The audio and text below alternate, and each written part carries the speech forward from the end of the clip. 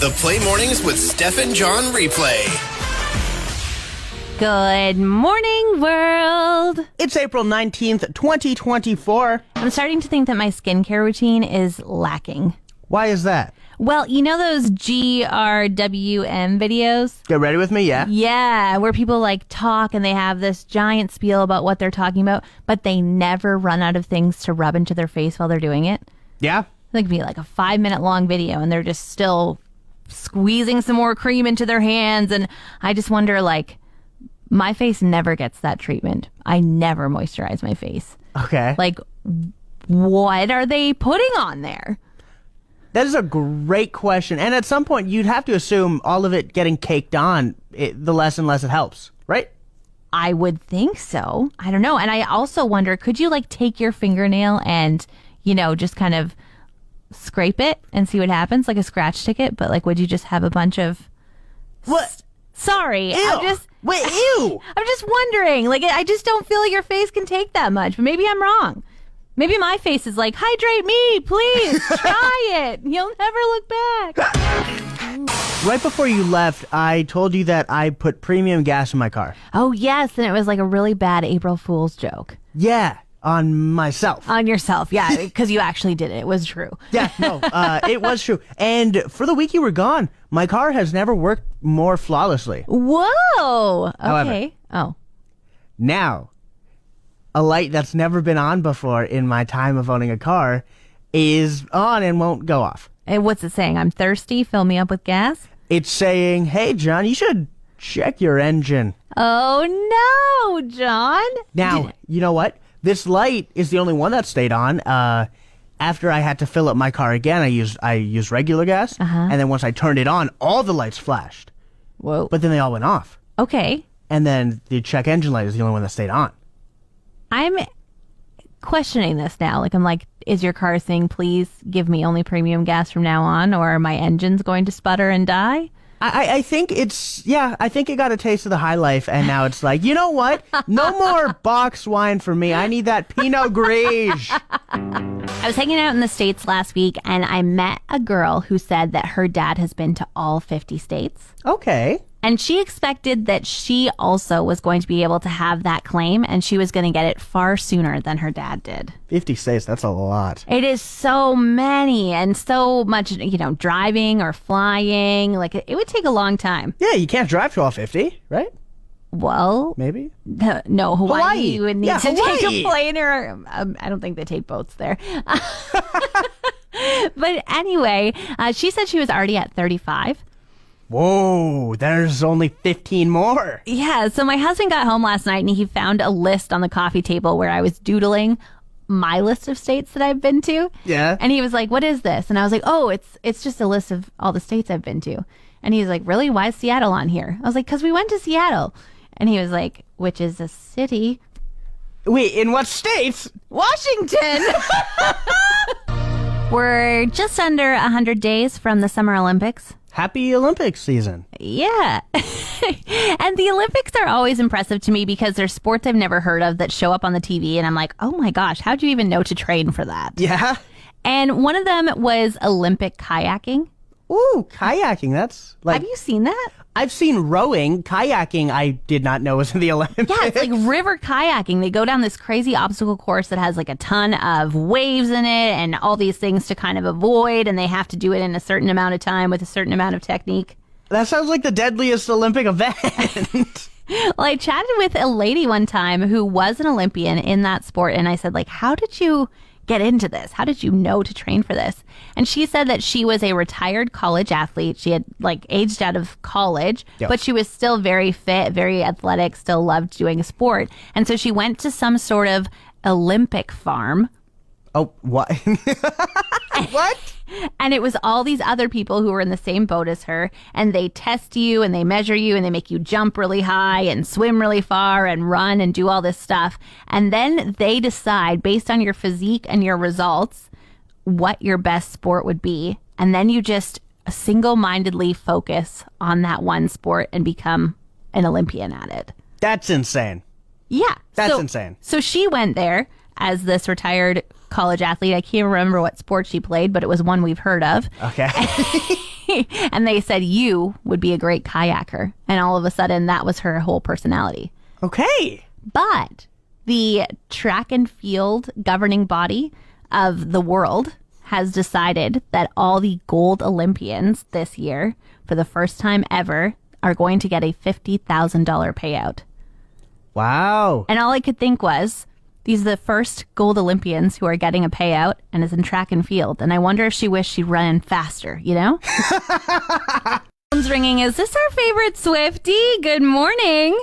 Good morning. Happy Swift Day. Happy Swift Day, my girl. Oh my gosh, did you stay up all night? I did. That's what I thought.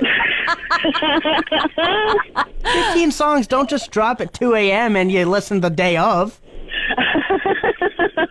It was But I was kind of half asleep by the last 10, so I'm going to do some baking because I still have an ungodly amount of energy in my body, so I need something productive to do today. Oh my goodness.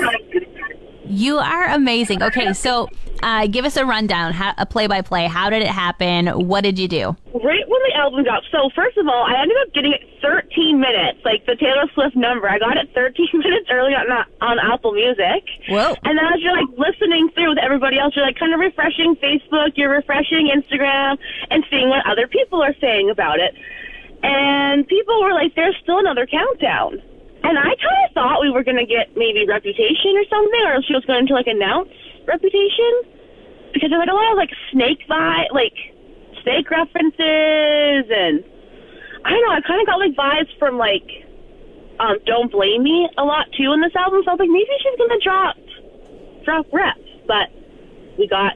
And I thought that the album felt a little short. I was like, oh no, the album's only an hour and a few minutes long. This is kind of short for her. I should have known. I should have known. Amazing. I'm so happy. So then at 2 o'clock, did you stay up for the second countdown to see? So it came out and I'm coming out after midnight. Oh, nice. Because of our time zone. Yes. Alberta for the win. Yeah. Oh yeah. So we got the album just before 10, and then the second drop came just after midnight. And? There's so much in their process. I haven't skipped my favorites, but I really love Daddy. I love him. I love Down Bad. Boys Don't Break Their Toys. And, I Can Do It With a Broken Heart. And that's the worst one because it has the most catchy, upbeat tune, but it's probably the saddest lyrics ever in existence. But it's just got a happy background sound. I don't know how to feel about that one just yet, but I do like it. I'm amazed. Her poetry is just so beautiful. And we've been listening a little bit this morning, and then I've been reading the comments, and people are just kind of typing out the real hook lines. And I'm like, oh my gosh, this song, it was beautiful. But now I'm just oh, Taylor, I'm sorry.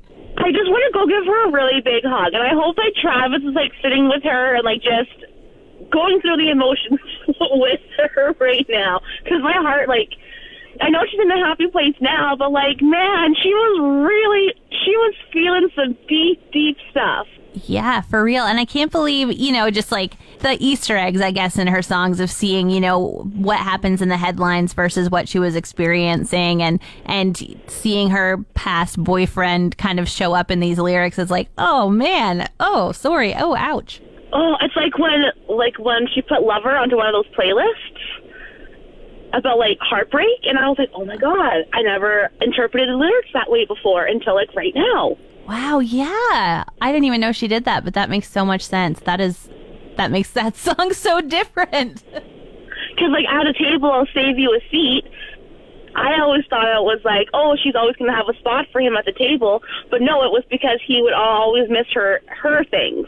He never made it a priority to go to her things. Man, Taylor. There's so much. I'm so happy. I'm on my spring break right now. I don't have to go to work today, and I'm I think I would need to take a mental health day today. How do you think you'll feel on Monday? Do you need to maybe still?